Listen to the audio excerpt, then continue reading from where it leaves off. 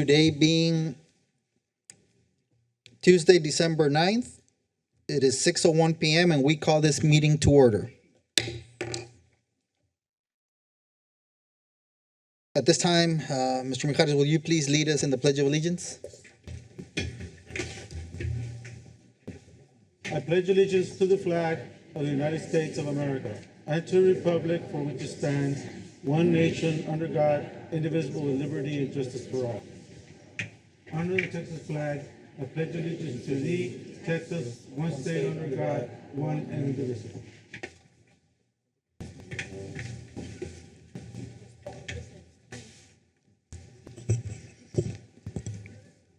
This time we will go through roll call.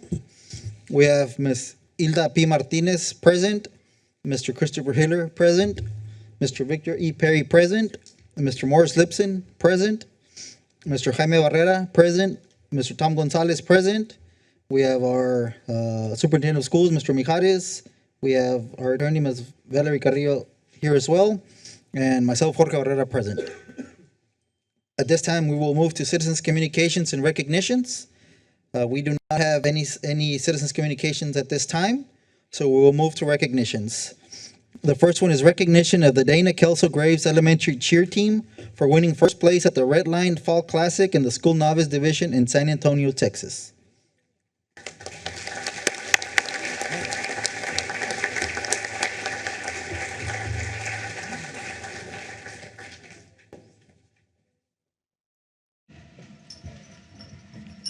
Good evening, Mr. President, distinguished members of the board, and of course, Superintendent Mijares. Thank you for allowing me to spend some time with you this evening. Our first recognition for tonight is for the Graves Tiger Cheer Team. Congratulations are in order for Tiger Cheer, who competed at the Red Line Fall Classic competition in San Antonio, Texas. The girls battled it out and left it all out on the mat. They came out victorious and nabbed first place in the School Novice Division. Congratulations, ladies. Your hard work and dedication certainly paid off. At this time, we invite our superintendent and board to come forward for photos.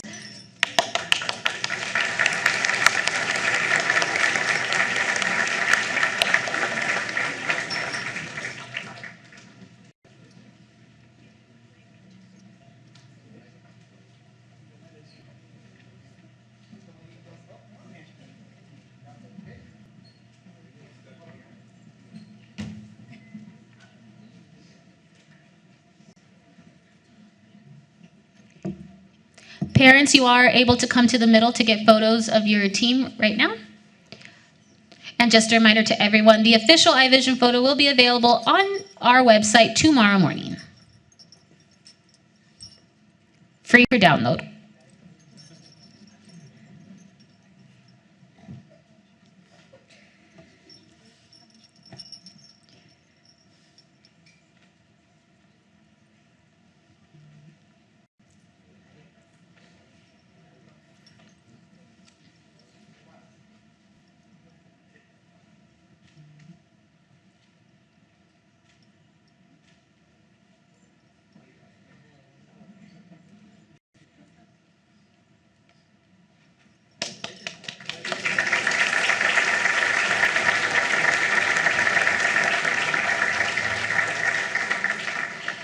Continuing to celebrate Tiger spirit, our next recognition is for the Graves Tigerettes Dance Team. Congratulations are definitely in order for the Tigerettes, who also competed at the Red Line Fall Classes in San Antonio.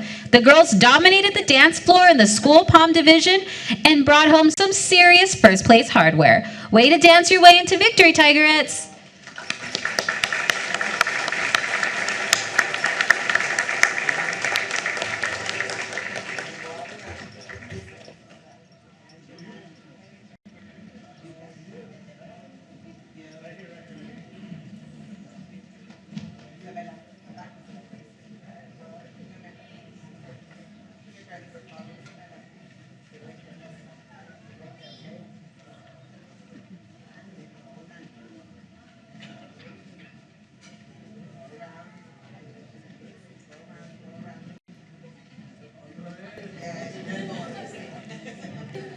Once again, parents, you can get your photo at this time before the official one is taken. Reminder, it is going to be free for download tomorrow morning on our website.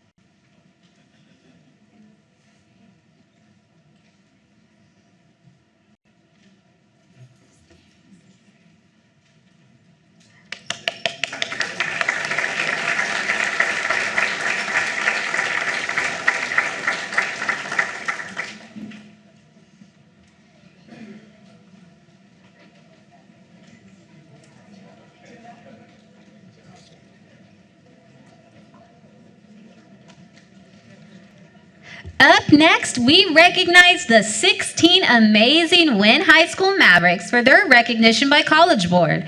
These industrious students have been recognized by College Board as either a school recognition, first generation, or national rural small town winner. These students were able to claim their top prize because either their 3.5 GPA or a high outstanding score on their PSAT. Congratulations, Mavs, the sky's the limit.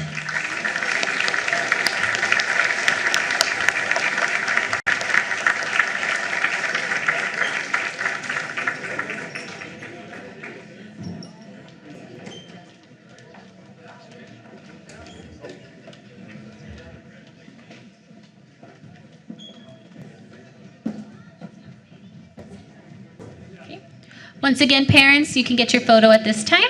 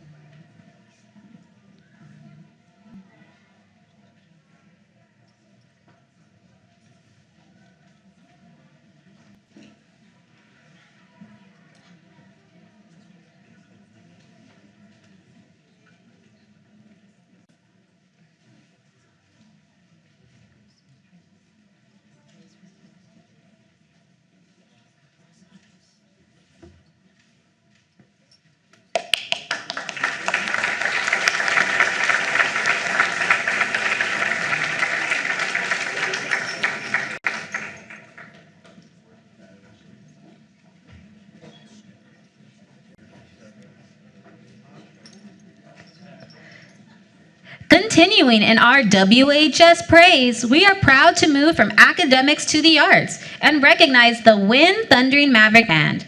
This marching season has been a whirlwind for Maverick Country as CC Wynn High School band students have collected accolades left and right. They had 12 students advancing to area, 26 students who made the region band, and 35 students who made the district band. They also placed first at the UISD Marching Festival, sweepstakes at their UIL Marching Contest, and advanced to the UIL area competition, where they placed sixth overall in area finals, missing state by just one spot. This is the sixth year they have won this high award. Congratulations to our CC Wynn Music Program for continuing to lead with success.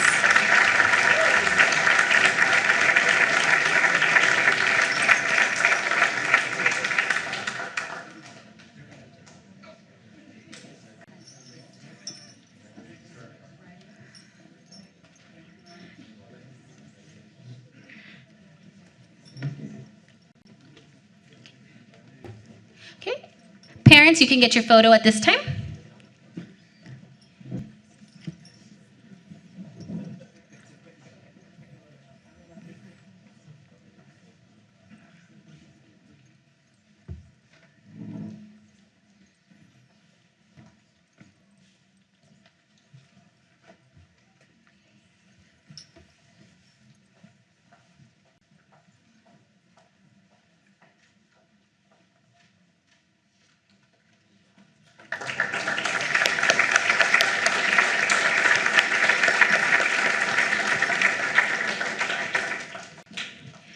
In an eagle's nest, nothing but the best. Eagle Pass High School is proud to recognize and applaud the academic and athletic merits of senior Lady Eagle volleyball players Carissa Morin and Jimena Castillo.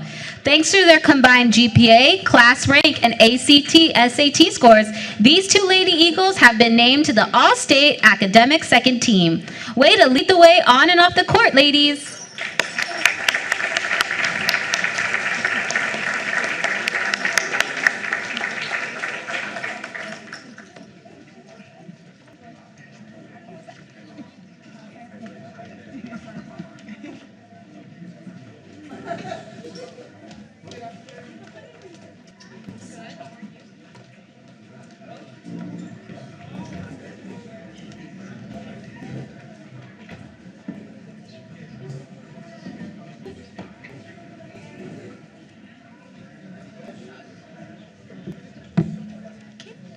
Parents, you can come forward for your photo.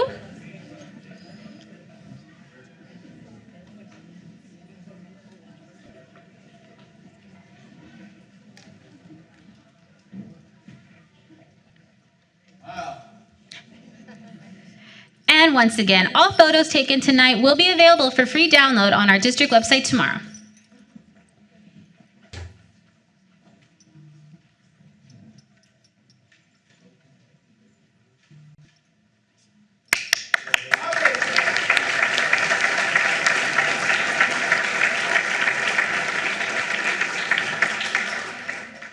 We are pleased to announce Eagle Pass High School's very own Mr. Alex Alvarez for racing his way into the state cross-country meet for the second year in a row. The future is looking oh so bright for this speedster as he achieved a 16:26 at this year's state meet. Congratulations, Alex.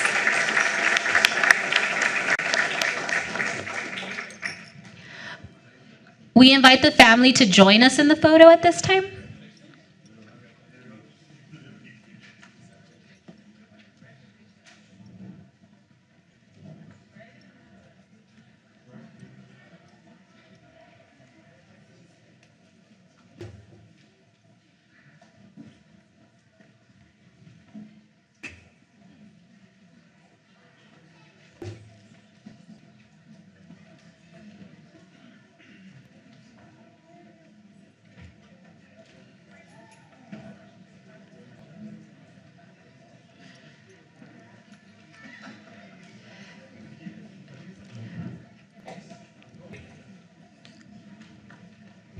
If you have a phone you would like to give Mr. Diaz, we can take the photo on your cell phone as well, Doc.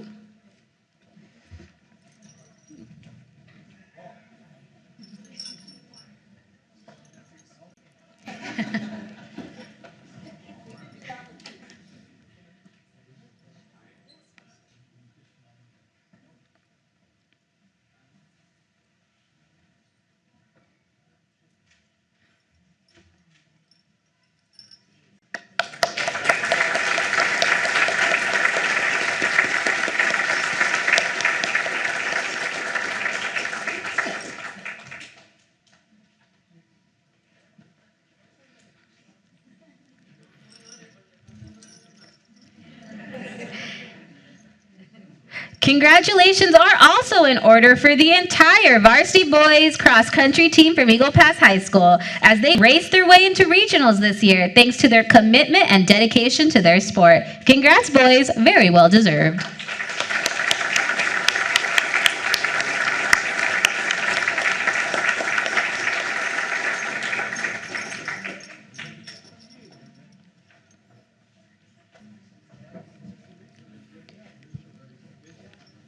Parents, we invite you to come forward for photos. Let's take your photo at this time.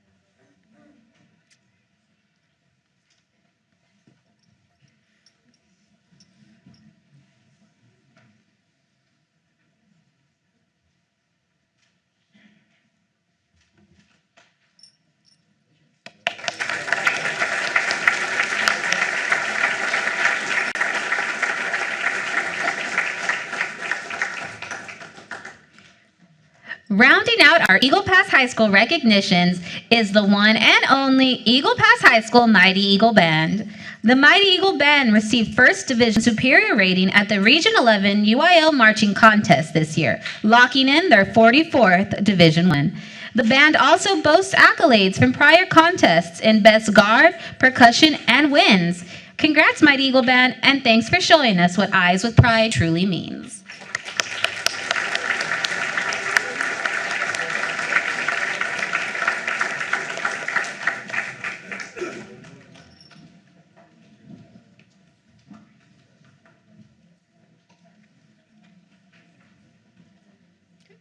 Parents, you can come forward for your photo at this time.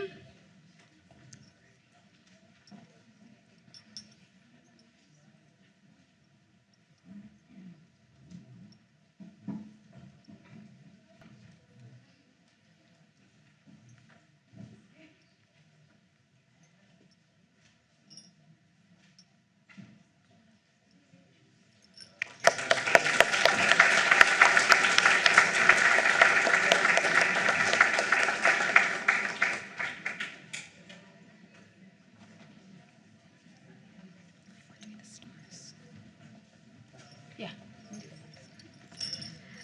Our final recognition for tonight is the 2025 Accountability Ratings and Distinctions.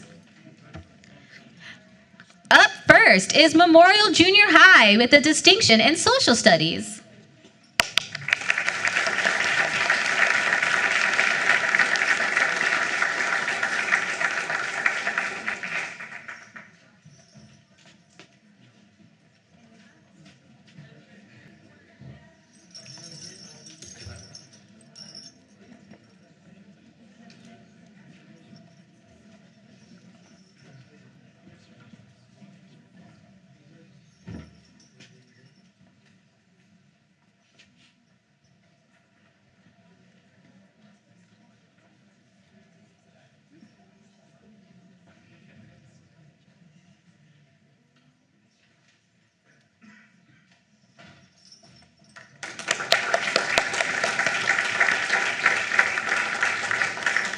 And now, Benavides Heights Elementary with a distinction in Science.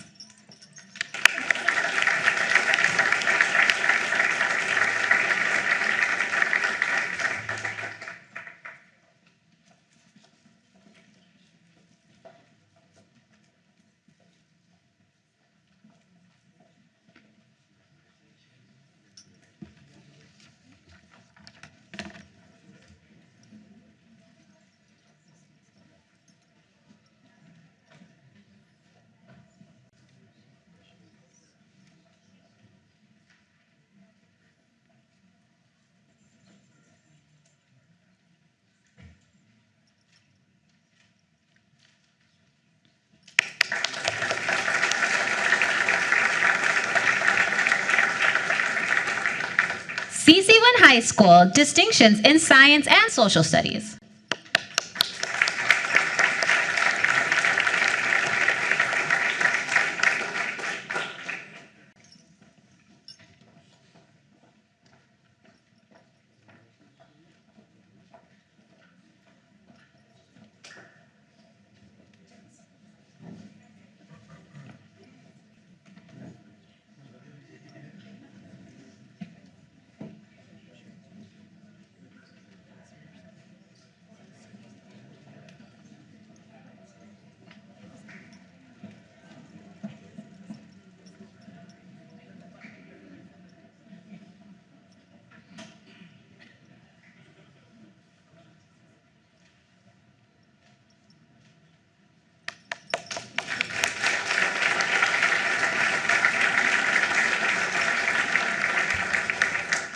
Armando Cerda Elementary, B-rated campus, distinction in comparative closing the gap.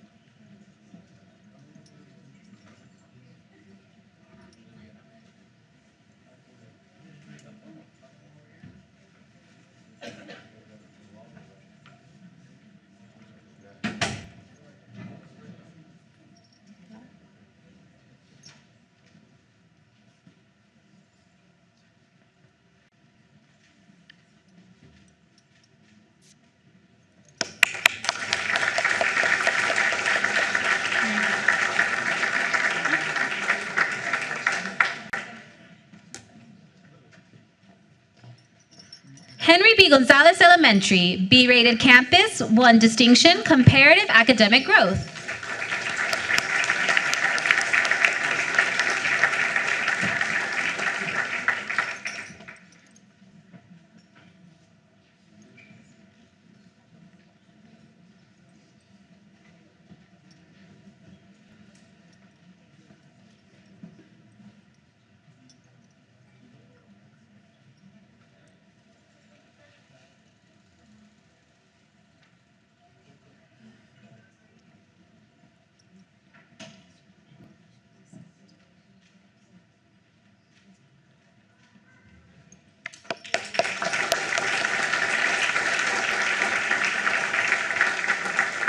Rosita Valley Elementary, B-rated campus, distinction in science.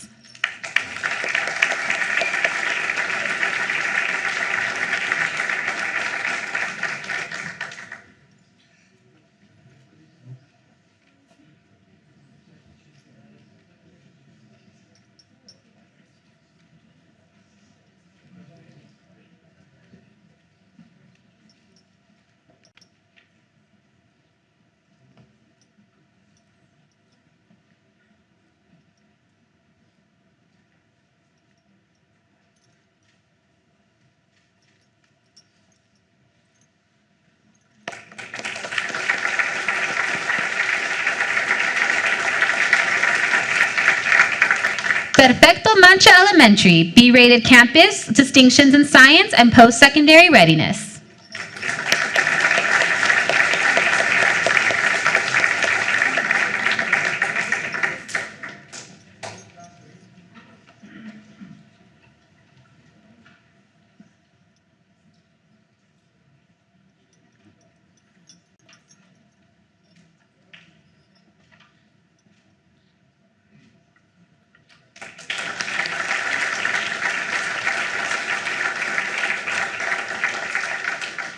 Maud May Kirchner Elementary, B-rated campus, distinctions in math, comparative academic growth, and comparative closing the gap.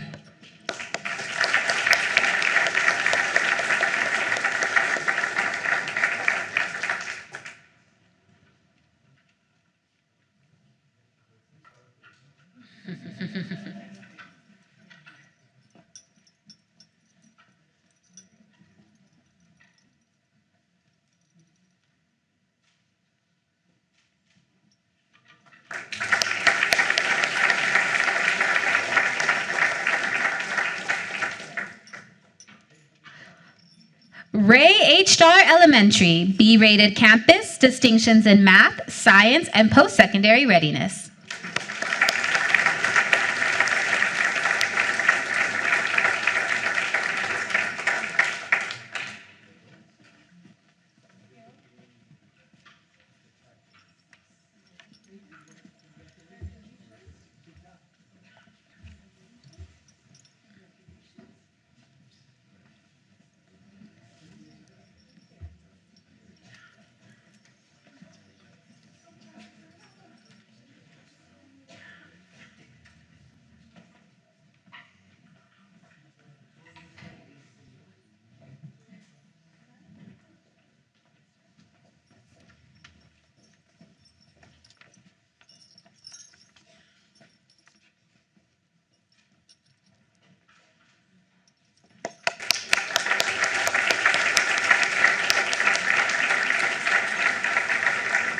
Eagle Pass Junior High, B-rated campus, distinctions in reading, science, and post-secondary readiness.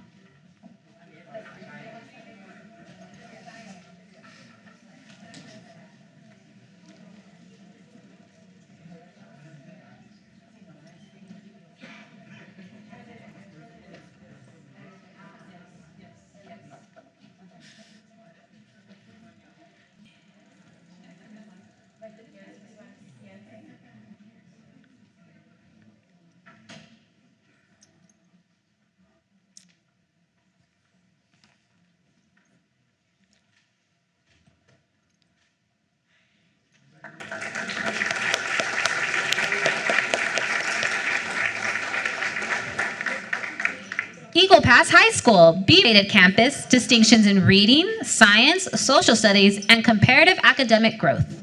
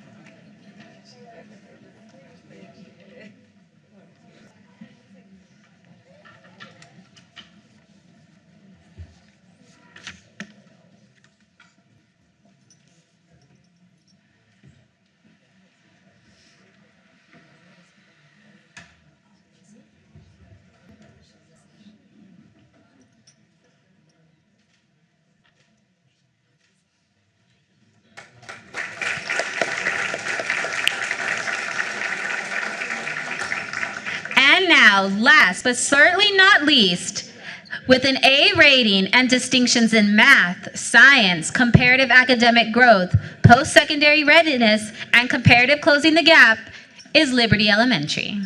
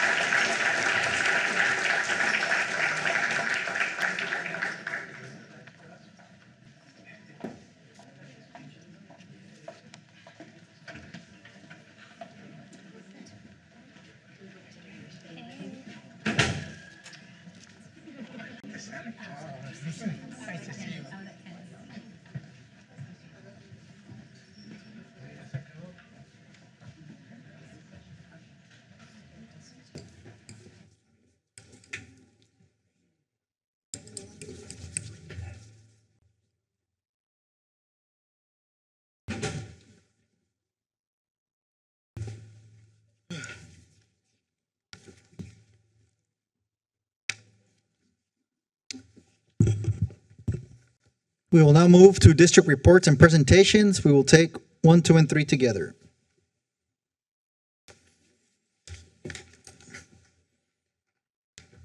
Mr. Mijares, we're good? Yes, sir.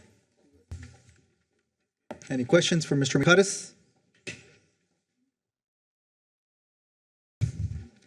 We're good?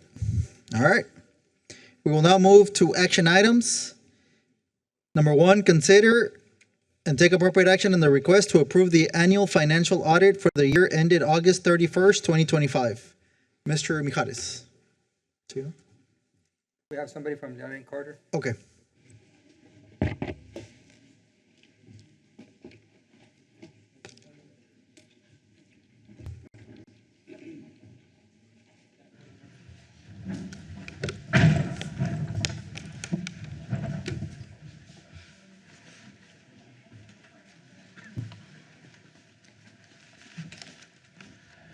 Good evening. You guys have the audit report, and then I believe you also have the conduct of audit letter. I'm going to just go over the conduct of audit letter, then I'll go over the audit report. This is the annual required communication with governance. It summarizes the results of the audit, starting on page 1. Under Roman numeral 3, significant audit matters. There were no new accounting pronouncements affecting the school district for fiscal year 25. We noted no transactions that were entered into in fiscal year 25 with the district that we consider to be unusual. Under 4, accounting estimates. There were no changes in accounting estimates. These are the same accounting estimates as in prior years. On page 2, difficulties encountered performing the audit, we had none. I want to commend Ismaila and his staff again for always being so prompt with this information. It is quite a lot of information we request, so I do appreciate his promptness and his professionalism. Under corrected, uncorrected misstatements, there were no adjustments for fiscal year 25. We had no disagreements with the administration. We had no consultations with any other accountants, or there wasn't any need for any second opinions or expert opinions. And on page 3, we had no findings for fiscal year 25. And the actual audit report, starting on page 4,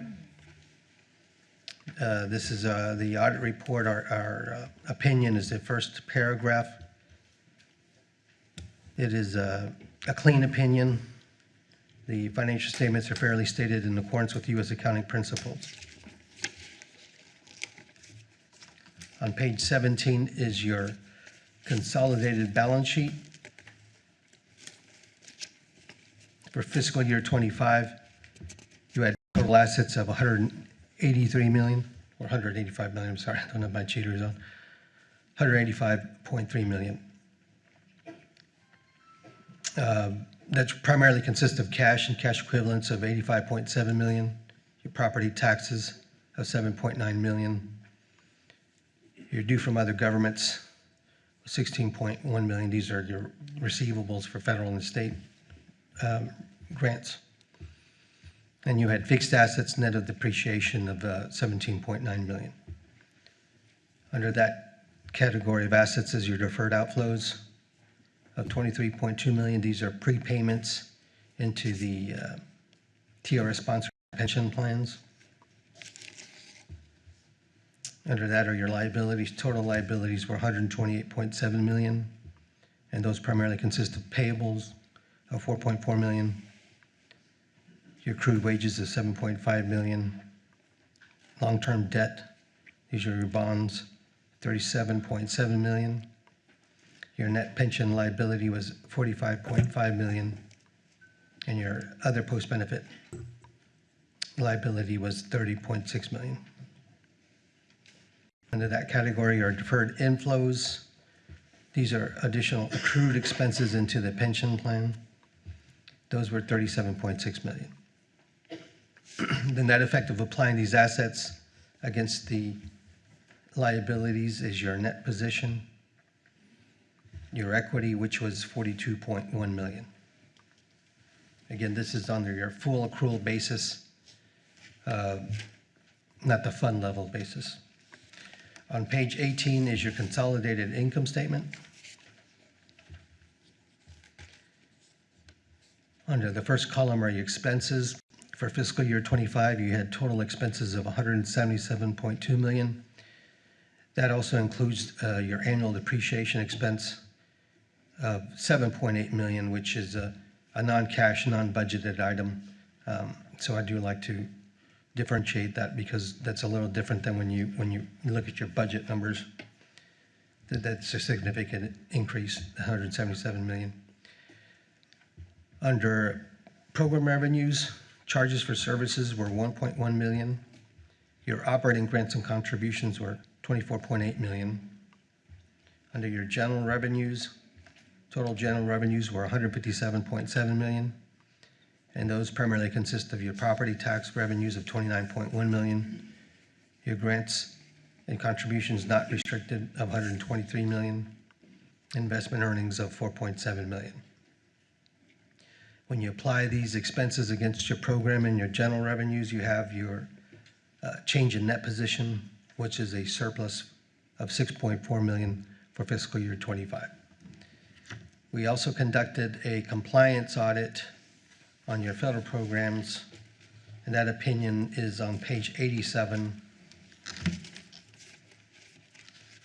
The actual programs are listed in a table on page 93. For fiscal year 25, there were no findings on the compliance audit. The district has complied with all compliance requirements of these federal grants. And that concludes my presentation. I'll open it to any questions you guys might have. Questions from the board?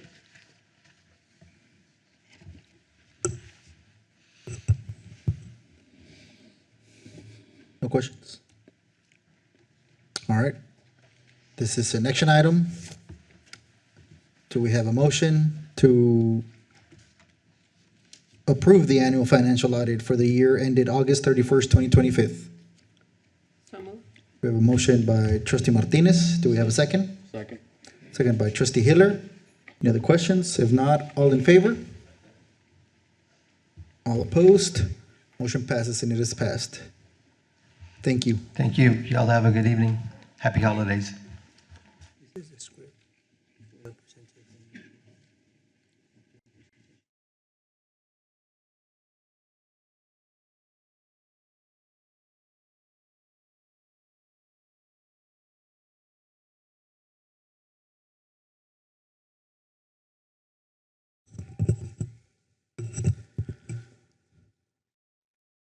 Before we move on, I would like to, Mr. Mijares, thank you and your staff. To do an audit like that, it's with so much money flowing and so many departments. Very good job by you and your staff, so congratulations.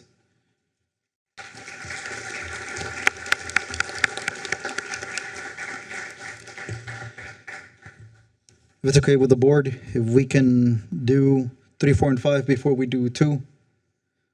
Okay. Number 3, consider and take appropriate action on the request to award sealed proposal number 262311 for Eagle Pass Junior High Field House remodel, and the board delegates the superintendent or designee the authority to make related budgeted purchases of goods or services as per board policy CH, and to amend the budget accordingly to include matters related to this project and to make final payments for services. Mr. Mijares? Okay. Mr. Powell?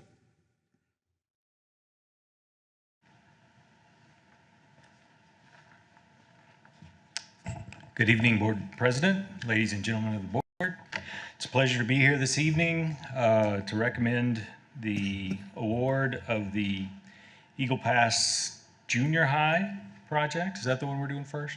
Yes, sir. Okay, the Eagle Pass Junior High Fieldhouse Remodel Project. We had 2 bids received for that, both good contractors, one from San Antonio, one local. The local proposal was the higher ranking proposal. It was from Rothsa Construction for $439,750.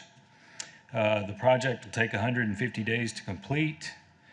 The cost was $201.38 per square foot, which for the type of construction we were looking at, which is a lot of plumbing remodel, a lot of air conditioning. These are the types of numbers we're seeing in the industry right now. So we feel like it's a reasonable number, and we're recommending this proposal for your consideration. So you said there was 2 proposals? Yes, sir. And the lowest bid was? From Rothsa Construction. Okay.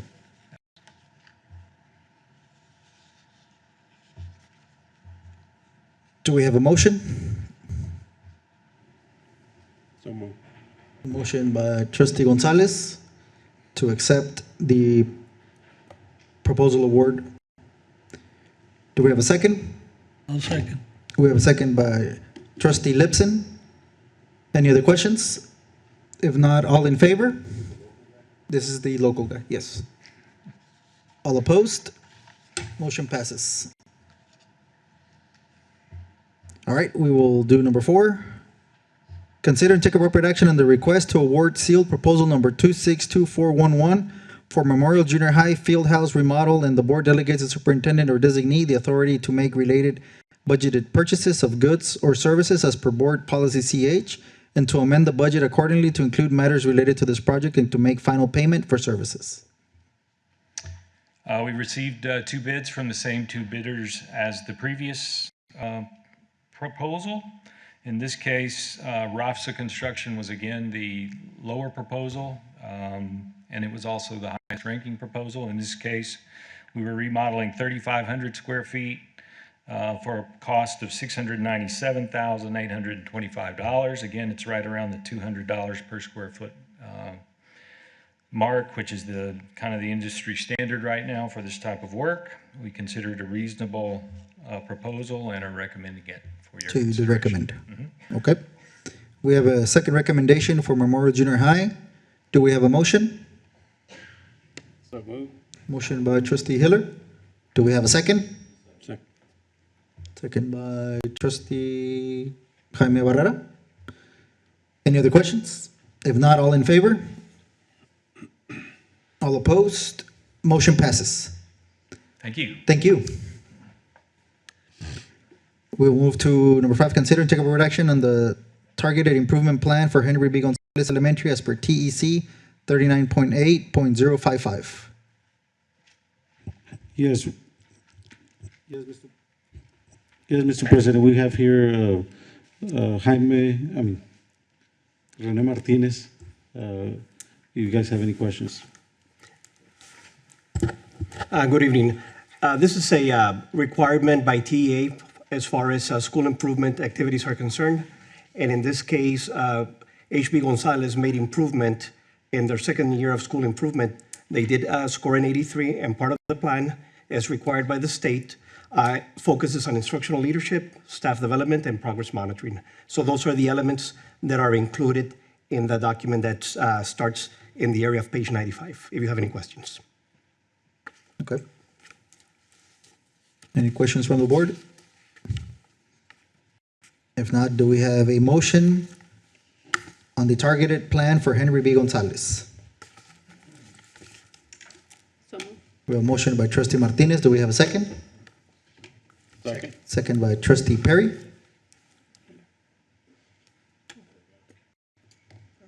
Any other questions? If not, all in favor? All opposed? Motion passes. Now we'll move to number 2. Consider and take possible action to select vendor based on competence and qualifications for request for qualifications number 262512 for bond election planning and program management services.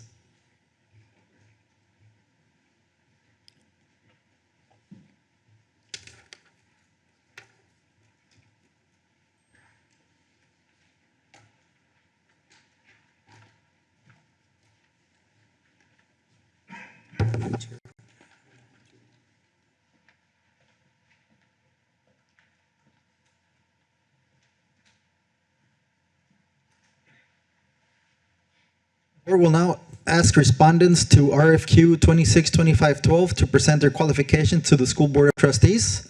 The district receives responses from AGCM Inc. and Gallagher Construction Company. Each firm will have 20 minutes to present, plus 10 minutes for any questions the board may have.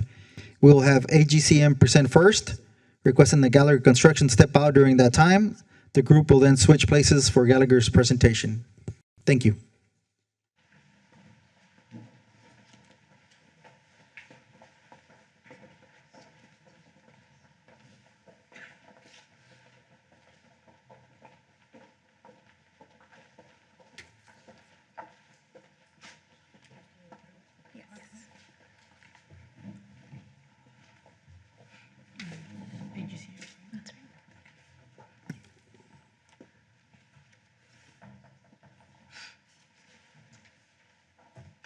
A little trial run there.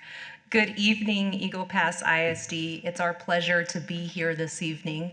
We are hoping tonight to show you how our demonstrated experience, long history in Texas and remote communities, and also our commitment to those very same communities can help further bolster your plans for your future bond work. My name is Kendra Hickman. I'm the Director of Operations for AGCM South Texas region.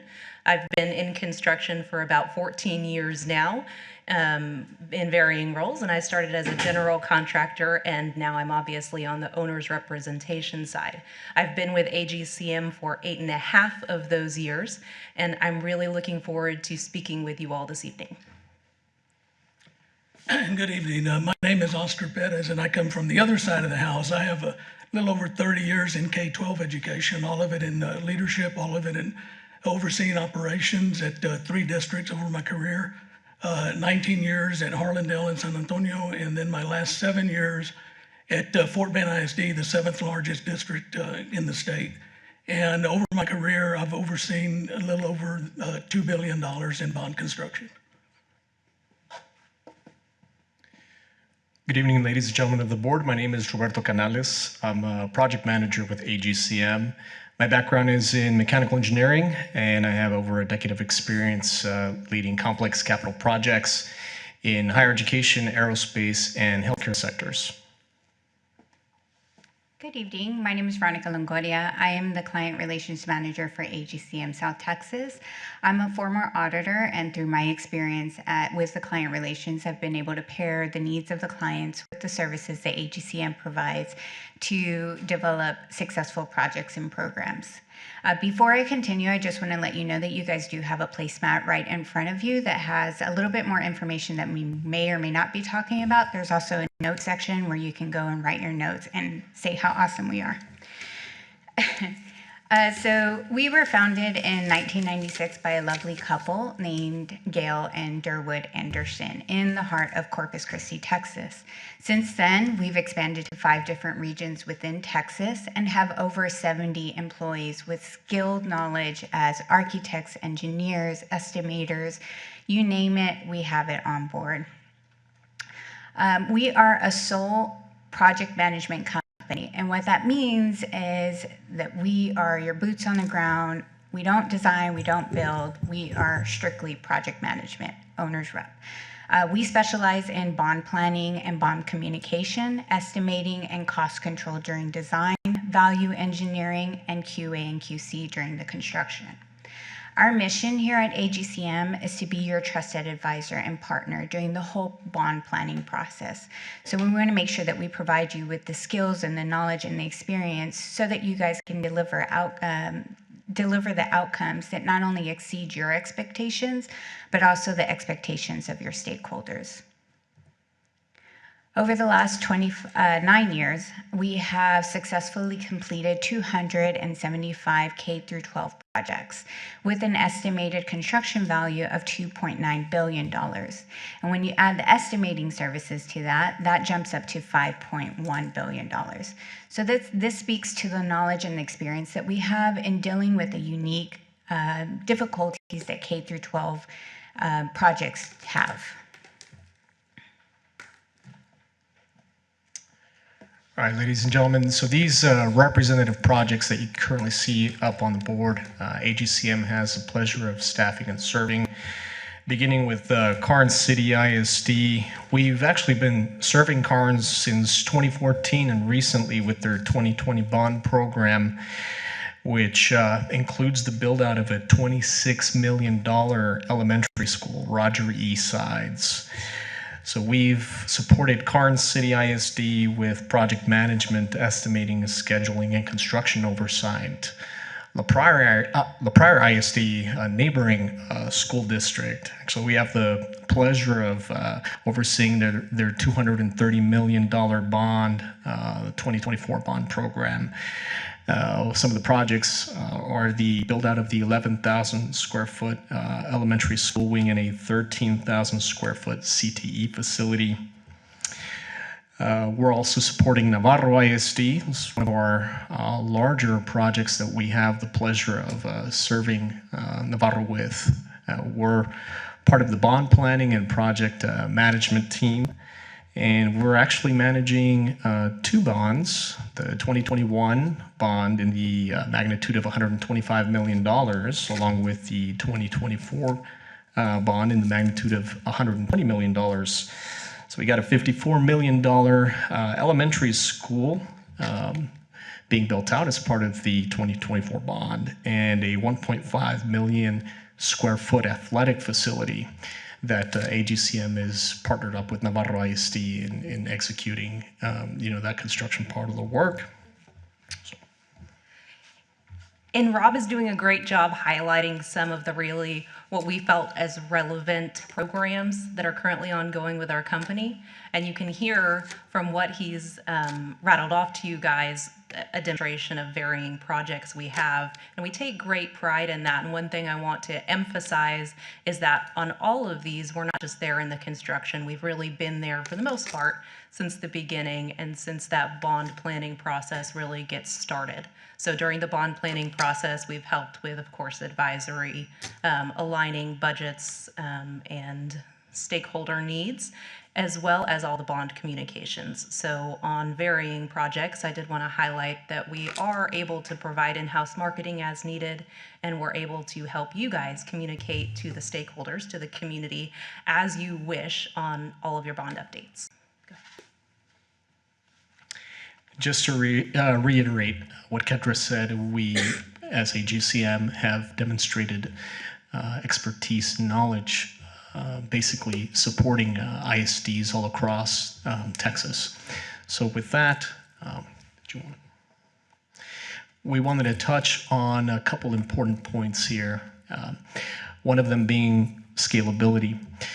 AGCM brings to bear a myriad of resources when it comes to estimating and value engineering, which is very important when you're going through your bond programming process.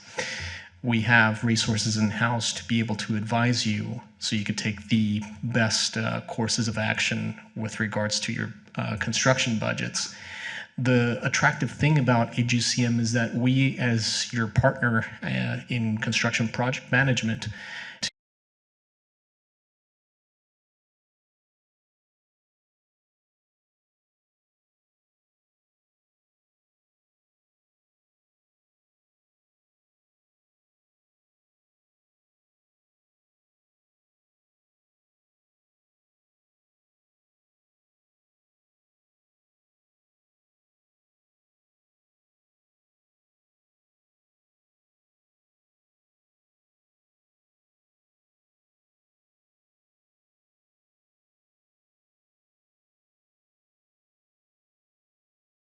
through transparency and a proactive approach.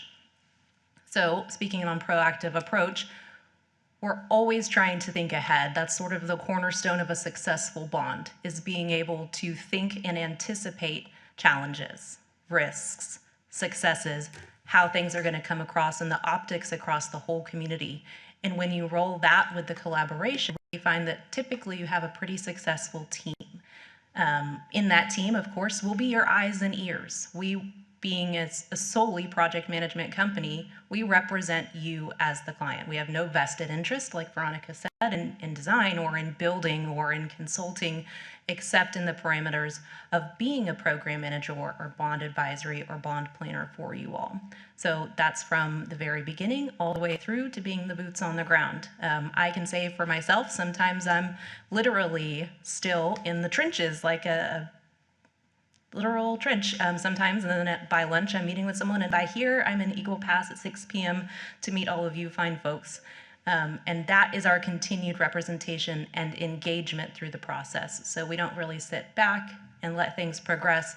We want to be as involved in the actual project as is necessary and as we think will keep it chugging along. So you all might be familiar with how to get a bond pass, of course, already, because I know the district has done some legwork. You have a variety of many projects, from what I've understood, that can be highlighted as and ranked as part of your bond 2026. So I will let Oscar speak a little bit to the process there and get started. So as I said earlier, all of my experience has been in K-12 and it's been in the operations side of the house.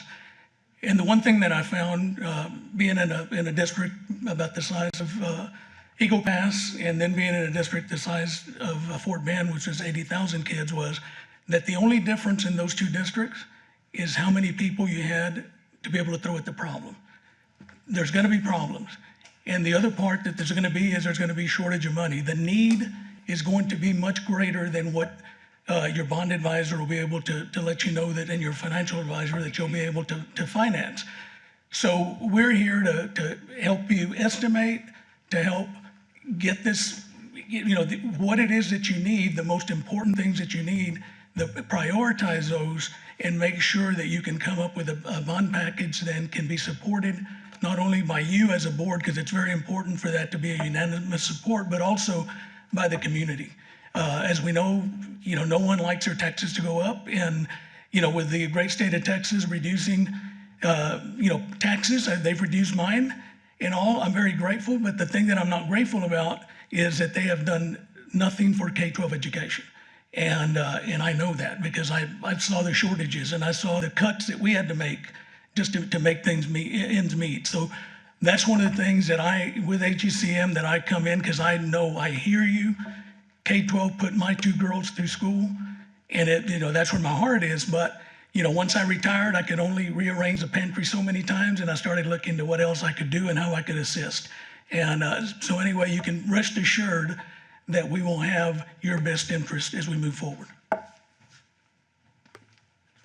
Oscar said a word that's music to my ears: estimating. I can't talk, along with all of course, the developing a TEA compliant bond and going through the process. I can't talk enough about how important estimating in those pre-construction services, even at the bond, especially at the bonded by and bond planning stages. So you all are probably aware, but I'll reiterate it, is that you can have the most impact to change very early on. If you change things after the fact or later on or after the votes have been cast, it's going to cost you in one way or another, typically. And so I do want to share that we have an in-house estimating team. It's full of certified professional estimators, and they are doing this for a living. So there is not a day that goes by that they don't have their finger, and we don't have our finger on the pulse of those actual costs, the actual market values, and also the unique ability to, because we're estimating all over the state, all over the country, to really understand the dynamics of a remote condition or a condition on the border, or how we can pull those resources and really, really work to align the estimates that come out at the planning stage with the end result.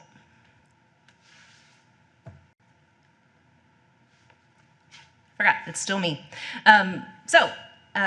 We get to bond programming and bond planning, and a couple of the things that are really important, aside from estimating and aside from crossing all the I's and dotting all the T's, is really also understanding the master schedule and master budget. Instead of looking at a picture-by-picture scenario, we want the whole panoramic view throughout the entire process. That not only helps you as Eagle Pass ISD see where you're at, but you can also then communicate it to the community. And so it's part of that proactive, anticipatory approach as we move through the process. Of course, procurement and design and all of the milestones and reviews that go along with that are something that we typically do offer as services. And then in the construction phase, I hit on it a little bit earlier, but we are fully prepared with people that are already working for us to staff your projects if you so choose to have us represent and be boots on the ground for you. What does that look like? It looks like whatever you want it to, really. We can have some people there all the time. There will be a varying degree and layering of all of these projects at different stages. And so the ability to really be where we are needed when we are needed there is something that's a highlight of our company. Also, we're very, very thorough on documentation. We sort of live and breathe it.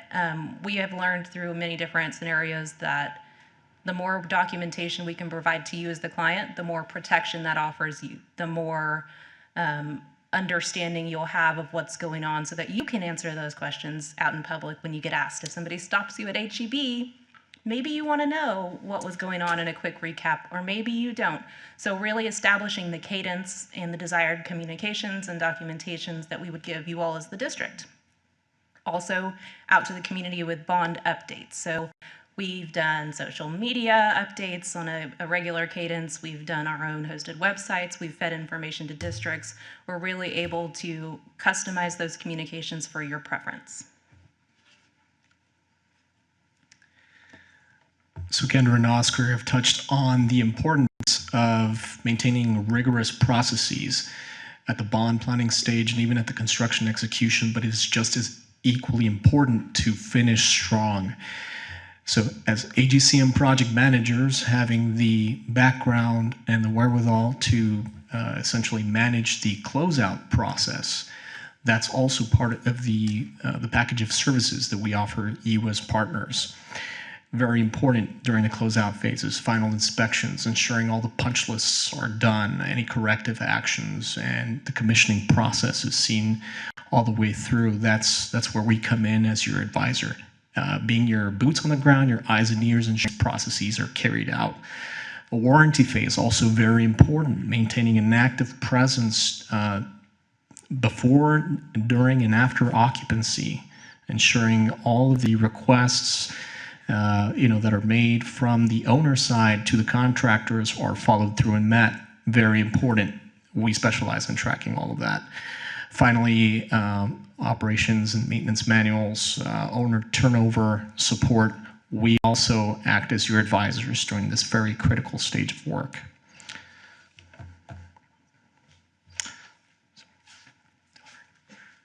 Yep, with all of our experience in K-12 and throughout Texas in varying industries, we do want to highlight a couple of current market challenges that we excel at mitigating, or at least being aware of and getting the word out before the word gets you.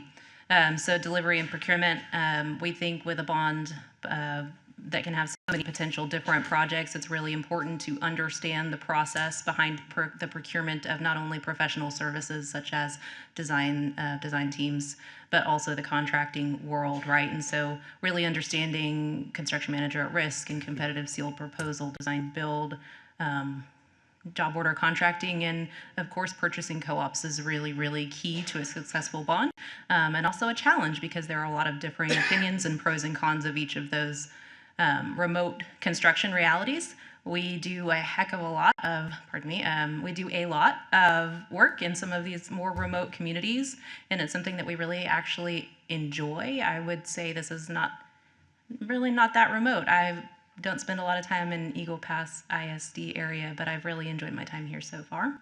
And then also, I hit on it earlier, but leveling out those uncertain project costs, trying to figure out the gray area and get a rough order of magnitude on what those gray areas might look like in bond planning before we get at the fact sheets out to the voters before the votes are cast, all of those specifics, trying to firm them up as much as possible. And then, of course, in today's day and age, we always talk about supply chain and what that looks like. And because of our in-house team and our breadth of experience, we really do understand what those look like in advance. And we can pull information from all over the place and so many different projects that are at concurrent or slightly ahead to get the most up-to-date information on all of that.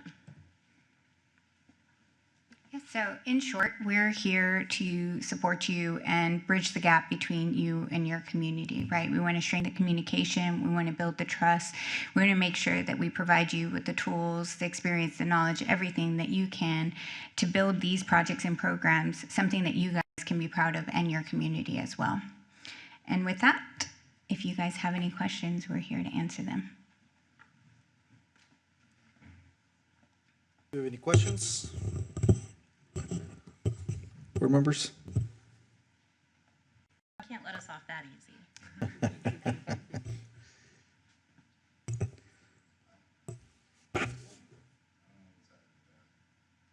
What is it? No. I think, no. That's a good one, but we can't, yeah. On all the bonds that y'all have read, on the tax increase, what has been kind of as far as passing rate on something like this, because it's very particular, because a lot of school districts in the area towards San Antonio and I guess the wealthy districts come in with a recapture and have a 0% tax increase or no tax increase whatsoever. But in your experience, I mean, what have you seen around the state? So obviously, no tax increase is the most successful. Unfortunately, as you well know, your ballot language is going to say this is a tax increase, even though it may not be. So you have to work with that and communicate that correctly to make that happen. What I've seen in the bonds here recently has been that anything athletics is going to be a hard sell. They just don't want to go in that direction. Remodeling, those are definitely pretty good, but we're going to have to be able to demonstrate the need because I'm not a young guy, and and I've heard the term, and it was good enough for me, and so it should be good enough for my grandkids. But in reality, a lot has changed from when we went to school to today, and the technology itself just there's not enough electrical capacity in your schools. Without seeing them, I can tell you that y'all are having that issue. because I had it. And I had it when I was at Harlandale, and I had it when I was at Fort Bend. And I had it in brand new schools because the planning sometimes wasn't planned correctly, because from the time you start building to the time it's finished, technology changes. So you have to be kind of ahead of the curve on what you're going to do. But getting back to your question, I think that the closer you can get to a zero tax increase, the better. And that's where we would work with your financial advisor, and we try to see if we could phase. Sometimes you have to do multiple bonds so that you can go in, get some work done without a tax increase. And as the community sees, the fruits of, the labor that's going on, then you can go back out as your bonding capacity increases. So we've done that in different districts. We've done it to where the board came and approved, over 100 million, but we knew we could only sell 30 million, for the first projects. And then, the commitment from the board was that even though the voters went and approved that large bond, that, the board would not approve anything until there was financing for it and there was money available. So those are some of the things that we would just work with you, because this is your bond, this is your community. You know it better than anyone. What we want to do is just help you, because you have day jobs, your folks here in the district have day jobs, and we're the night shift. We can come in here and we can help out so that y'all can do the work that you need to do, because all the accolades I just heard, y'all are doing some great work academically, and I commend you on that. I have a question on, you've done, since 2010, you've done over $1 billion in bond work or bond programs for Lamar Consolidated. Was most of that new construction, or was it refurbishing campuses, or what was the main purpose? It actually is. Lamar is a growing district, so there's a lot of new construction that's occurring, but there was remodeling because, like at Fort Bend, when I was there, I was at Fort Bend ISD 7 years. In those 7 years, I opened an elementary every single year. We opened a middle school, and before I retired, we were about to open a high school. But one of the things that I had to go in and convince my board when I was, on this side of the house, was that we couldn't leave those aging schools behind. And Lamar's in that same situation. They're growing, they're building new schools, but they also are having to go ahead and go in and put dollars into existing. So it's been a combination, I would say, a little more new than remodeled, but it's been a combination of both. Thank you. I have a question. And you mentioned there's a lot of needs, and a lot of the times we can see it. So what would be your approach, even though you said we know our people, but you guys have the experience in doing this here in Eagle Pass, to try to get the people to go out and help us with this bond? Yeah, so first of all, what we'd have to do is, once we have a contract, we would want to come in, we would want to sit with your folks here to go ahead and get a better understanding of your community, because y'all know them best. So we would start at that point. But from there, we would need to go ahead and look. So what I did throughout my career was, you always have to prioritize. You have priority 1, priority 2, 3 and 4. Priority 1s they're must have. You have to go ahead and do that. But you can't leave a priority 3 sometimes out of the picture, because your community's not gonna be pleased. There may be something in that priority 3 that needs to be included, even though it's really 4 or 5 years out, but you need to include it. So those are the things we would have to hear. What are y'all hearing? What is it that the community wants? We've worked with the districts before where they came out and very quickly said, here is what we want. And then we looked at it, and we had to have that hard conversation, which is already, it's tough, and say, we understand what you want, but your demographics are saying this. So if you expend your money in this direction, in the next few years, you're not going to have capacity in this area. Have you thought about that? So those are some of the things that we would bring up. Ultimately, y'all make the final decision, and we go ahead and do the best that we can to make sure we estimate things correctly, so that, not only will the bond passing be successful, but then we can deliver a successful bond. And I'll tag on to what Oscar was saying, if you don't mind. He kind of alluded to it, getting the buy-in from the community, right, ahead of everything. But part of that is potentially a community advisory committee. So if you have your own sort of facilities advisory committee at the district level, it oftentimes becomes very important to have that transparency with the community, have a good game plan going in and a priority list and maybe even some real numbers going into those meetings, but really having across the table, for lack of better term, talks with your communities, documenting it through a process, publishing that community aspect out can oftentimes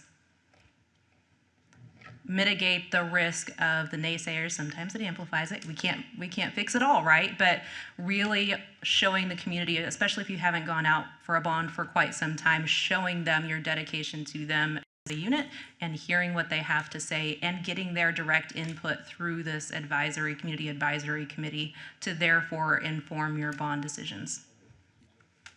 Thank you. Any other questions from the board? Nope. Thank you. Thank you for the presentation. Thank you very much. Now we will switch.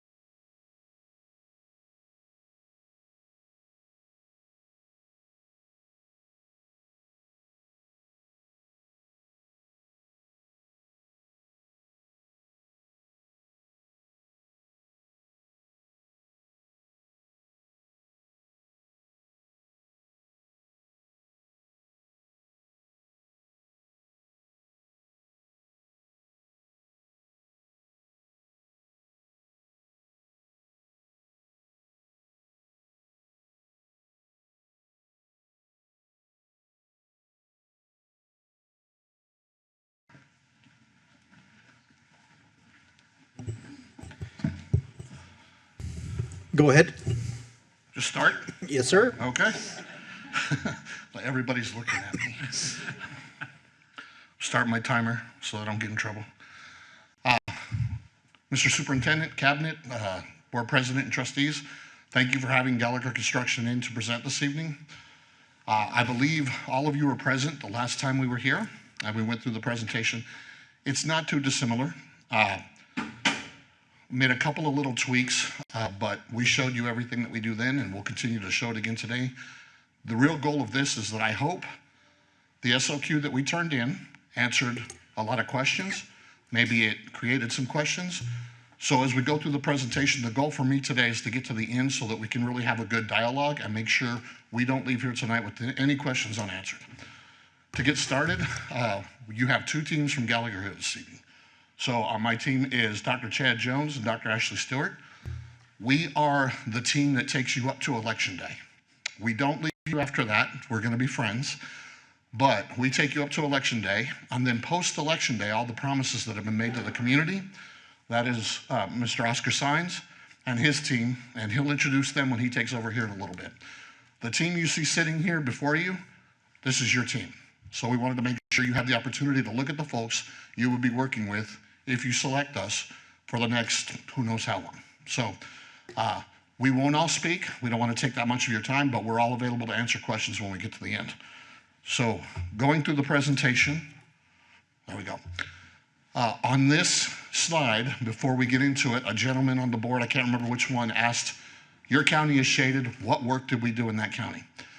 So I will tell you that the majority of the work that Gallagher Construction does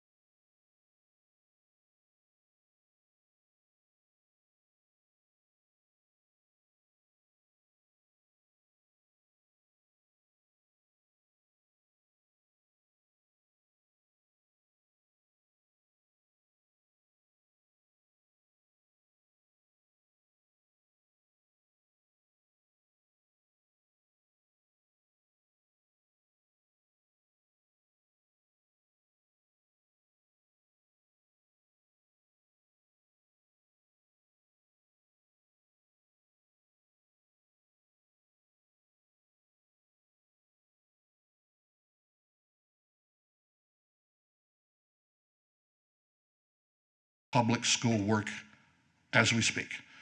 About half of that is as a program manager, and as I said before, half of that is a construction manager. We have staff deployed all around the state. Oscar Sines here runs our Southern Division. He's the Executive Vice President. He'll talk in a little bit. The team that gets you up to Election Day, so that's me, right, and my team. I wanted to show this for one reason. We have a recipe of success on passing bonds. These are two very similar school districts. They are not similar to you. They are similar to each other. I put them on the screen for one reason. The one on the left, they really took our direction. They really followed the blueprint. We led a political action committee on one side and the school information campaign on the other. And it was a 46-cent tax rate increase. It's huge. The one on the right, the district did not follow, the PAC did not follow our direction. We still were there to provide all the services we want. Ultimately, at the end of the day, we work for you. You tell us what to do. But the one on the left followed our plan and the one on the right did not. The one on the right was no tax rate increase and it failed.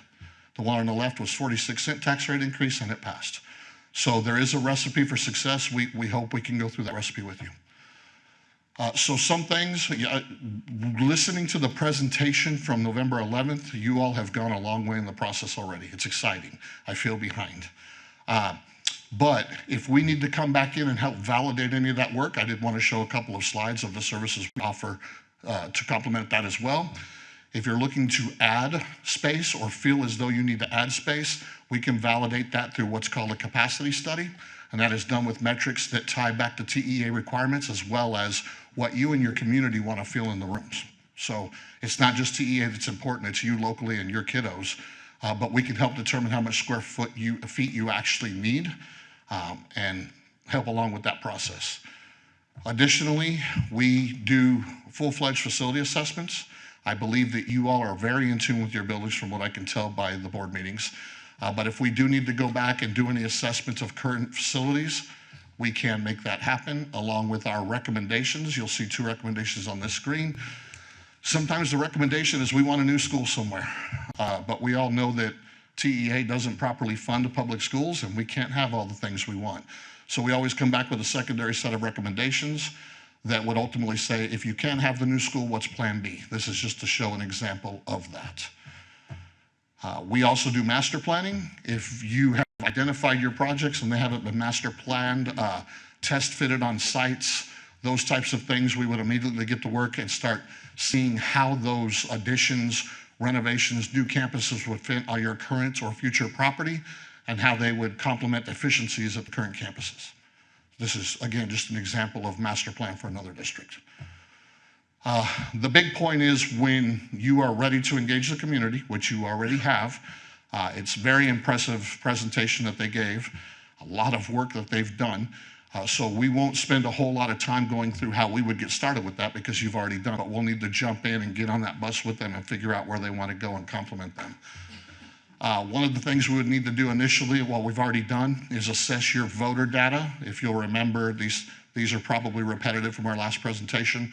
It appears that you're targeting May, and if we don't get there, that's fine. But our reports show that in a November election, you're going to have over 16,000 voters turn out. In a May election, you're going to have a little over 4,000. So that's a little different when we're trying to figure out who to get to the polls at the right time. So my compliments to the board that you looked at a good election cycle. We will end up working with your committee and your administrators to talk about what those people look like and when they vote. So one of the things that we have learned about a May election in Eagle Pass is that there tends to be more early voters than there are election day voters. Early voters often tend to vote for school elections, and election day voters will tend to vote against for the most part. This is a good sign, as it shows that you have more that will vote in early voting. Our job is to help you and a PAC eventually, separate, figure out how to get them to the polls. Also, good news for your voters is that you have a lot of parent-age voters registered in this community. So a lot of times the largest, well, it is the largest, is 65 and over here, but you do have a good percentage of parent-age voters, and hopefully the school is important to those parents. Now, how do we communicate with them and get them to the polls? Additionally, as we all know, the 65 and over, if they own a homestead, it is capped, and no matter what happens, if we do a tax rate increase, it doesn't matter. It's not going to impact their taxes. We need to make sure we communicate those facts to them. So bottom line, 42% of voters are 55 and over, but there's a lot of parents. We'll engage them. Majority of your voters have a net worth of under $50,000. You do know that the homestead has been increased to $140,000. We are very hopeful that as we start analyzing your neighborhoods, that it's really not going to impact your voters a great deal if they were to vote yes. So I'm going to move on. When we choose to begin informing your community about the bond election, it's very important that we're strategic about who sees who and how that's done.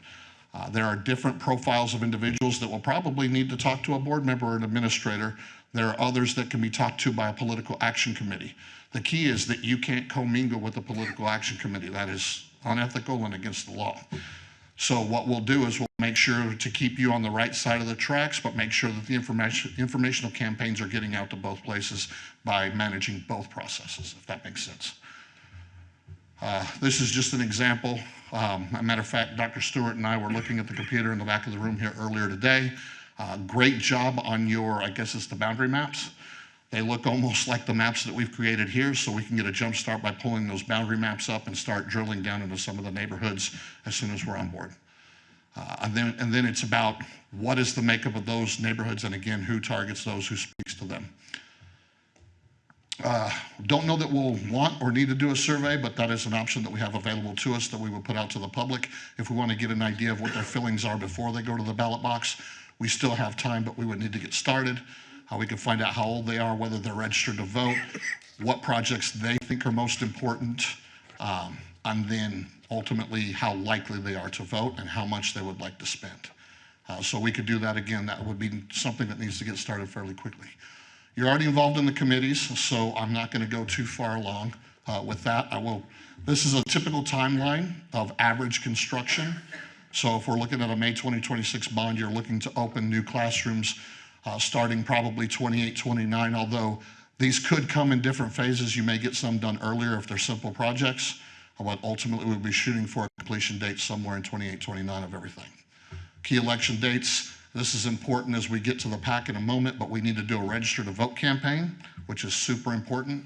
The folks, if you haven't done an election in a while, which it doesn't seem as though you have, we need to make sure that people are registered to voice their opinion. Otherwise, they can't vote for or against the bond, and that's their will. You've already started your committee. I'm going to blow through these slides. An example of the Register to Vote campaign, that is an actual graphic we made for a district on the left, but districts that do a Register to Vote campaign tend to pass a lot higher rate than others. That can be done with mailers, it can be done with flyers, it can be done with postcards. Once the election is called, we will take care of all design of your flyers, your signs, your mailers, whatever it may be. The screen is just to show you that we can do them. We'll create a website for you with links back to the CAD so homeowners or property owners can see what their property is valued at, enter that into the calculator and see what it's going to cost them right down to the penny every month. We will help do some informational videos. This is just an animated that's better for TikTok or Instagram, something like that. It just explains the bond in a visual format. We will do town home videos. Wow, that's not, I will skip it. When I first came to Woodville ISD 3 years ago. You get the point. We'll do an informational video. We will build the presentations for anybody who's going to present around the community the facts of the bond. And then, as I said before, we will do the same thing along with the Political Action Committee. We will help them figure out, they all have jobs, right? They have things to do. If they want to serve and help tell people to vote yes for the district, we want to make it as easy for them as possible and as targeted as possible. Those with the Political Action Committee tend to pass at a much higher rate than those who don't have one. Again, we create any sort of marketing pieces and we manage their social media. I'm going to blow through this video. This is a great video, though. This is a PAC video where it's talking about the reason I'm voting yes for this bond is this reason. And then it'll go to another community member. The reason they're voting for it is a completely different reason, but they're also voting yes. So we get these types of videos out, and it really helps the community understand what their peers are doing. Hey, everybody. This is a Political Action Committee we just ran at Royal up by the Houston area. It's about a $355 million bond that passed. This is just a testimonial letter that was written by that PAC president. She was thrilled. Her information's on there. Feel free to give her a call if you like. Now I'm going to turn over to Oscar with 5 minutes to talk about keeping the promises that the election makes. All right, so just the way we're changing kind of topics, we're going from the pre-bond to the post-bond. We're going to change a pace on delivering the communication. Usually the pre-bond requires a lot of excitement, a lot of passion just to get everything passed. And then once it hits, the bond actually passes, then things start setting in and people start getting nervous and people start having concerns about, now we got a bunch of money. Now what do we do with it? How do we make sure that we're in compliance? How do we make sure we're following rules and regs? And that might be the boring part of it, but that's the part that my team and I take care of. So we'll start off with Todd Kaysen. Todd's been in the industry, K-12 bond management for, I'm going to say right around 30 years. We've worked together for about 15 years all over Texas. He's one of our senior project managers. He is one of the folks on our team that I trust 100% when it comes to, like I said, delivering programs and compliance, anything like that. Karina Ibarra, she's one of our newest team members. She's an electrical engineer. She's been a PM for, I don't know, 7 years. And my name's Oscar Saenz. I'm the Executive Vice President. I run the Houston office. I've been in the industry managing bond programs all over Texas for about 25 years. I have about $6 billion worth of K-12 bond management under my belt. And I gave a presentation in my daughter's school at my fourth grade daughter's school, and she said apparently that I've been doing this longer than Google's been alive. So I've been doing this for a while now. So with that said, once the bond passes, you're nervous. How do we make sure that we keep all the promises? And we look at it from 3 different perspectives: tools, people, and promises. You've met some of our people. This is not the only people that would be assigned to this program. We certainly have some folks in the background. We also have some processes that are pretty standard that have worked for us for many, many years that we would be implementing, and some of the tools that we would be bringing on board. The way we select our team is by looking at all the requirements, including how many architects, engineers, contractors you're going to need. Early on, we set up what we would call bid packages and delivery methods, and we have all those discussions early on with districts to figure out what the best system and teams, what the best teams are going to be for you. And we help develop RFQs to bring in architects, engineers, develop if it's going to be CSPs to bring on contractors. And again, those are more technical things that we can talk through if we become hired. Another tool that we use to keep everybody organized, and really earlier you guys approved your, I guess it's a new annual audit that you guys are doing. Something that also helps us provide the information to auditors is a tool that we call Procore. Most districts, when they're going to use a Procore system, when they pass a bond, they're going to, for a $100 million bond program, they're going to pay about $160,000 for the use of that system. We provide that to our clients for free just because we use it so often. All of our clients are able to use that industry standard tool. The program control system is the Procore system that we talked about, and it looks like I might be out of time. So the last thing is we can't talk about our fee because obviously we're going through an RFQ process, but one of the things that we do generate is we call a Value Plus report. The Value Plus report, as we go through the duration of the program, tracks things like cost avoidance, value engineering, it costs things like negotiations. It also tracks the expenses that you're going to use for the duration of a building. Utility expenses are your second largest expense right behind salaries. One of the things that we want to make sure is that whatever we design, whatever we build, we take those expenses, those operational expenses into account for the duration of the bond for the duration of the life of that building. So you'll get that type of information, and our goal is to make sure that our savings exceed our fee. So I'm hoping I got everything in less than 5 minutes. You got 45 seconds. Okay. So the other thing, we're always on schedule, as you can tell. So sometimes we have to adjust, but here we go. Dr. 45 seconds, my kind of speech. Good to see you guys again. Chad Jones, I was a 33-year educator and a 14-year superintendent. I've actually worked with them from the district side. And the number one thing I can say about Gallagher is they're going to help you keep the promises that you make to the community. That's what keeps the board and the administration going in the right direction, and that's what keeps Gallagher getting hired by people over and over as a repeat customer. They worked with me for 2 years. I never paid them a dime. If the bond would have failed, of course COVID hit, but had the bond failed, I would have never paid them a dime. Then they came in and saved us a bunch of money through the process. So if you have questions from your perspective, I'm here to answer those for you. Thank you. We tried to stick the talk. One quick question. What is your percent success rate, regardless of whether the district here in Texas took your advice or not on bond passage? That's a great question. Okay, so it was a very bad cycle last cycle. Gallagher's overall rate, I believe, was 36%, but there were architects running the bond. So when you do a bond plan, you could use an architect or you could use someone like us. Architects were running bonds. Out of the ones that failed, they were running most of those. The team that you see sitting here, Chad, Ashley, and myself, we have passed every bond we've put on a ballot for the last 3 cycles, and that is 12 bonds. Are those bonds that recapture districts, or are they, I mean, with the exception of that one? All over.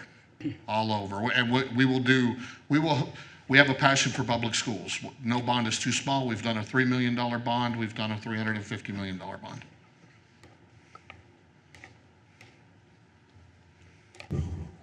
We have a lot of needs.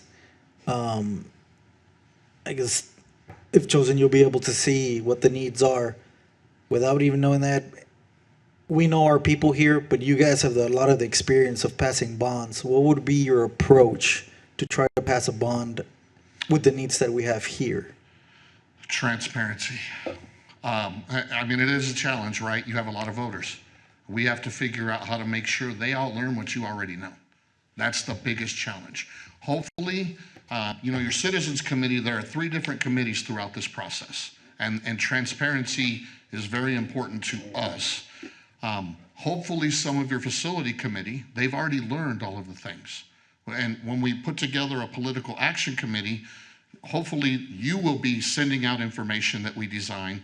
We'll be putting together everything that your voters could need to learn about the election. Then we would work with a political action committee that puts a little different spin on it, right? Hopefully some of those people would transition, and they would be going out and saying, here's why what they just said is important. Because we can say, this building is this age, but you can't use the word need once a bond is called. See, the lawyers really tie your hands on, because they don't want you to convince somebody to vote one way or the other. But a need is a need. And if you can't say it, it doesn't take that away. So we need that pact to be able to say, we need this. This is why they said it the way they did, but we need it, right? So it's going to be, how do we get that information out to everybody? And then the third committee that would actually work is, once a bond is passed, you're selling your next bond that day. And you're doing that by having what's called an oversight committee. And it could be people that serve on all three. They could all three have different people. But an oversight committee is a committee that the board continues to meet with quarterly throughout the process as we get going into a lot of construction, maybe monthly. And you're showing them what you voted yes for, what you trusted us to do. We are doing it. We're staying on budget. We're staying on time. Let's go walk the building. So transparency. Thank you. Any other questions from the board? Nope. Okay. Either we're really good, there's no questions, or you don't want to hear these guys anymore. Well, we appreciate Thank you for your time. Thank you. Very much. I don't know how to turn this off.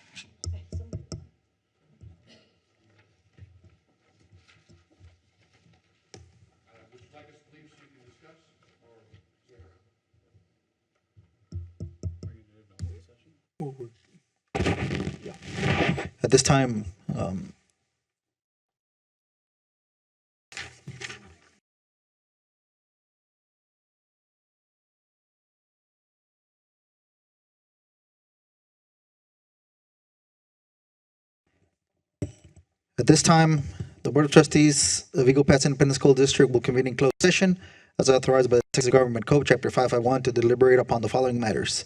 The board will hear the request to hire personnel to fill vacancies pursuant to TGC 551.074.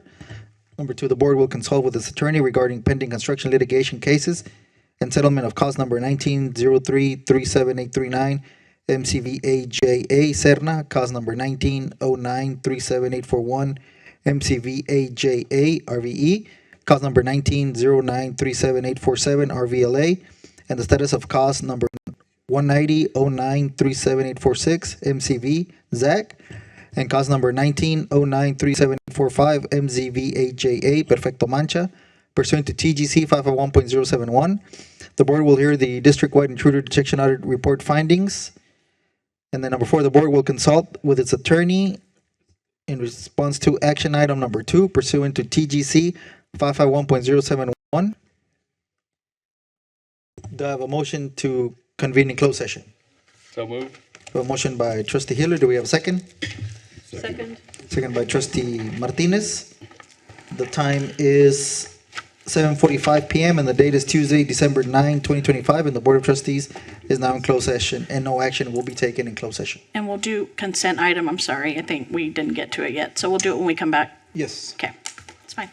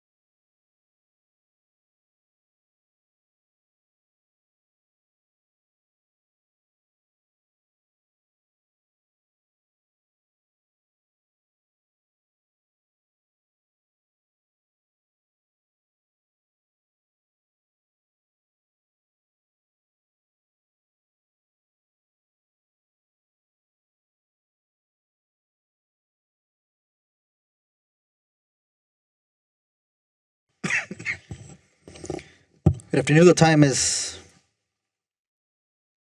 8:57 p.m. The date is Tuesday, December 9, 2025, and the Board of Trustees of the Eagle Pass Independent School District is now in open session. And we will first move to item number 7, consent items. And we will take consent items 1 through 4 at this time. Is there a motion to approve the consent items? So move. A motion by Trustee Martinez. Do we have a second? Second. Second by Trustee Perry. No questions. All in favor? All opposed? Motion passes. Now we will move to item number 9. And first the board will consider and take appropriate action on the request to hire personnel to fill vacancies. Yes, Mr. President, I move to approve the request to hire personnel to fill vacancies. There is a motion. Do we have a second? Second. Second by Trustee Hiller. No other questions? All in favor? All opposed? Motion passes. Item number 2, there was no action needed. At this time, we will now go back to action item number 2, consider and take appropriate action to select vendor based on competence and qualifications for request for qualifications.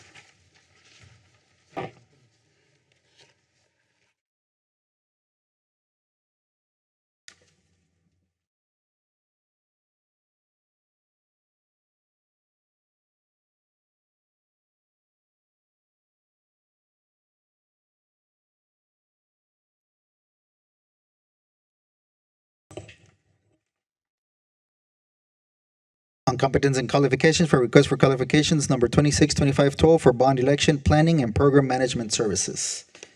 And the board will now rank the respondents and select one or more of the respondents to provide services under RFQ 262512 for bond election planning and program management services. And is there a motion?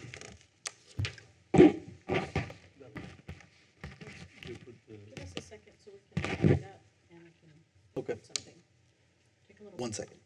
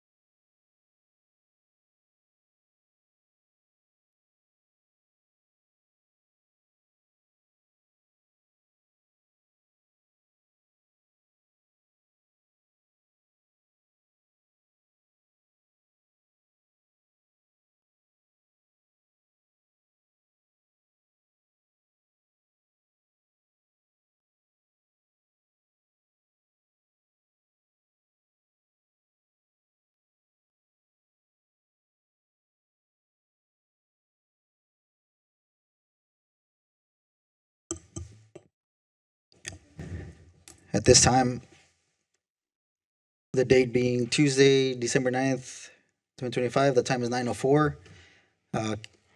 If we can go back to executive session and discuss with our purchasing agent, Mr. Vélez. Do we have a motion to go back to executive session? I so move. We have a motion by trustee, actually, I made the motion, you second. All in favor? Yeah, I'm just going to add that the board's going to consult with its attorney under action item number 2 again, as you read earlier, pursuant to TGC 551071. And if the board would like to talk with an employee in purchasing, it may do so. Yes. Thank you. All in favor? All opposed? Motion passes.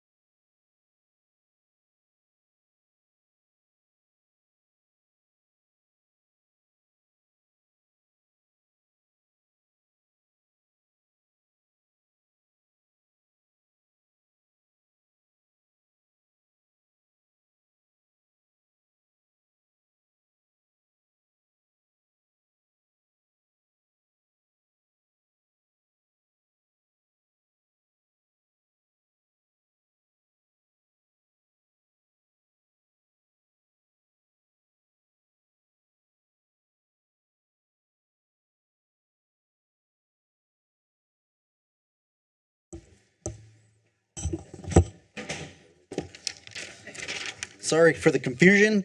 The time is 9:23 p.m. The date is Tuesday, December 9, 2025, and the Board of Trustees of the Eagle Pass Independent School District is now in open session.